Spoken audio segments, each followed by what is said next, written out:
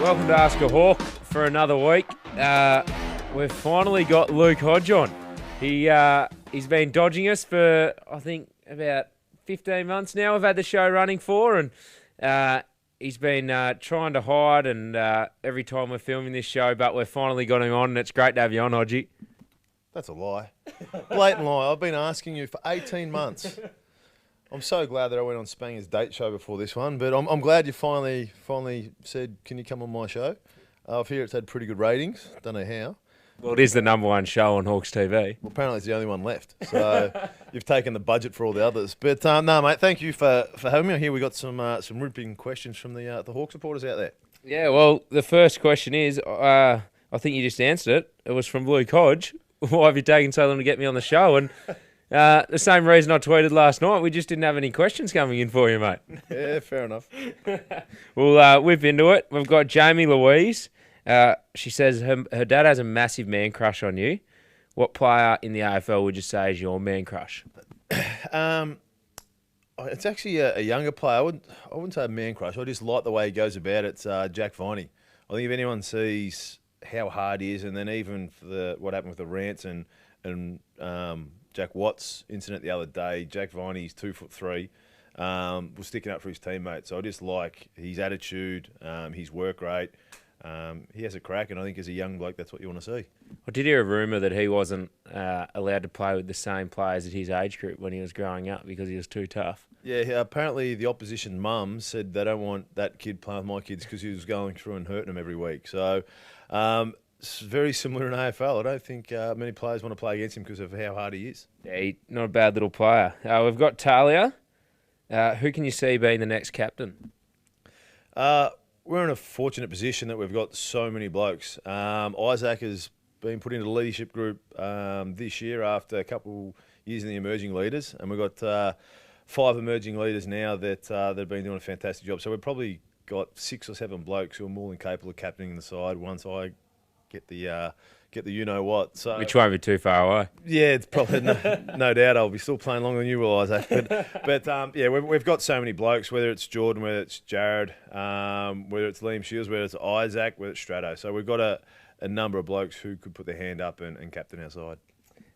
Zach, and that's not me, but who was the best player you've played on? Your name's Isaac. Yeah, I tend to get Zach a little bit though. No, I've never heard you get Zach. I'll get Izzy. I'll get a girl's name at the club. Izzy, but that's Zach. Yeah, so we've got Zach. Hey, Zach. that's his Twitter handle. Hey, Zach. Who is the best player you've ever played on?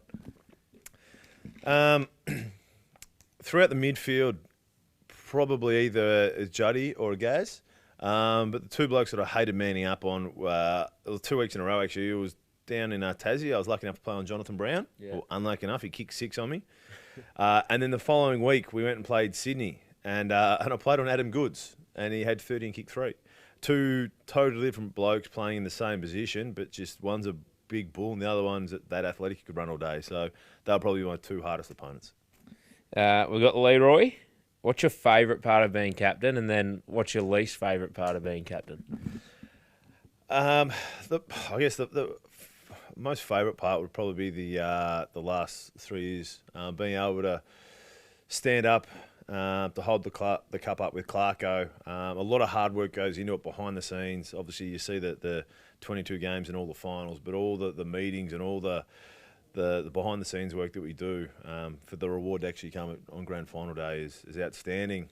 And I guess the part I don't like as much is I guess you always got to be overseeing things. You don't want to be telling blokes off left, right and centre, which is really good to hear that we've got a very good group who don't get in trouble much. But it's the old one of making sure that everyone's doing the right thing. You don't want to make sure, because we've been pretty successful the last couple of years, that blokes are getting ahead of themselves. So you always got to try and make sure the boys are on edge playing their best football and not getting too happy with themselves, Isaac. I'm always happy. I know that, Isaac. That's what I meant. Not often with myself, though. We've got Gareth. How much pressure did you feel being the number 1 pick, especially after Judd and Ball developed so quickly? I was a pretty immature kid. I was 17 years old. I played senior footy as a kid growing up, but mentally it didn't faze me that much. I was there to play football. I guess when you're young, you just want to play footy, get a kick, and you're happy doing that. Unfortunately, we weren't winning too many games. It got to about the second or third year when I think Juddy won a Brownlow, and the comparison started to come quickly then. But our footy club were really good. They sort of said, don't worry what's happening externally. Worry about what you can do for the footy club, what you can do to help us win games. So thankfully, our footy club was so supportive that it didn't faze me that much, even though Juddy turned into be a star and had a Brownlow in his third year. I reckon your record's not too bad either, Hodgie. We've got Laura. I reckon I know the answer to this question. Who are you more scared of, Clarko or your wife? They're both very scary. No, I think my wife's a very placid lady most of the time. But Clarko, I think with a coach can come in one day and be happy as Larry, and then the next day be a nutcase. And whether that's to motivate the boys or whether he's just had a bad day. So he probably gives a bit better of a spray than what Lauren does. So I'd be probably have to say Clarko. Lee wants to know, she says you're pretty courageous yourself, but who's the most courageous and fearless player that you've played with? I'd probably have to go Ben Stratton. A bloke who, I guess, desperation and, the ball, if he's going to go back with a flight of ball, no matter who's coming. So I'd probably have to say Stratto. He's been outstanding for a number of years for us. Yeah, he's a good player. We've got AC, maybe Alistair Clarkson. But do you regret your halftime speech against Freo in 2013? Mate, I nailed that speech.